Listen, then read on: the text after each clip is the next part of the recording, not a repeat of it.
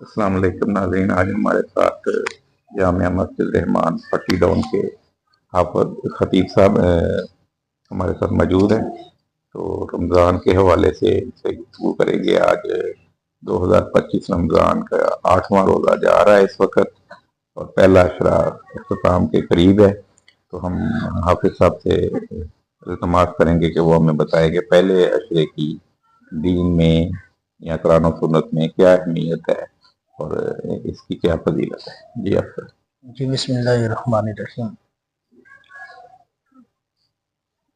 السلام علیکم تمام احباب۔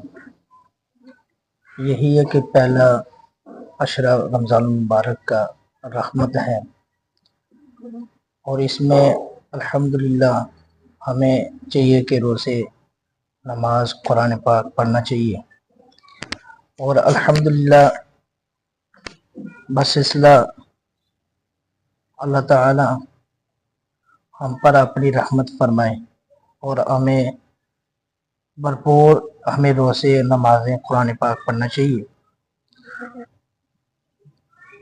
ہمارے امام فرماتے ہیں کہ اگر انسان نماز نہ پڑھے مگر وہ مومن ہی نہیں ہے، تو ہمیں یہ چاہیے کہ ہمیں نماز، قرآن پاک بار بار پڑھنا چاہیے، اور ہمیں اللہ تعالیٰ کو یاد رکھنا چاہیے، اللہ سے ہمیں ڈرنا چاہیے۔ اور آج کے دور میں یعنی سمجھ لیں کہ یہ جو ماہ رمضان المبارک گزر رہا ہے، موسم کے لحاظ سے الحمدللہ، شکر الحمدللہ، اللہ پاک کا کرم ہے، اور روزے الحمدللہ ٹھنڈے گزر رہے ہیں، اور ہر مسلمان کو چاہیے کہ روزے رکھنے چاہیے۔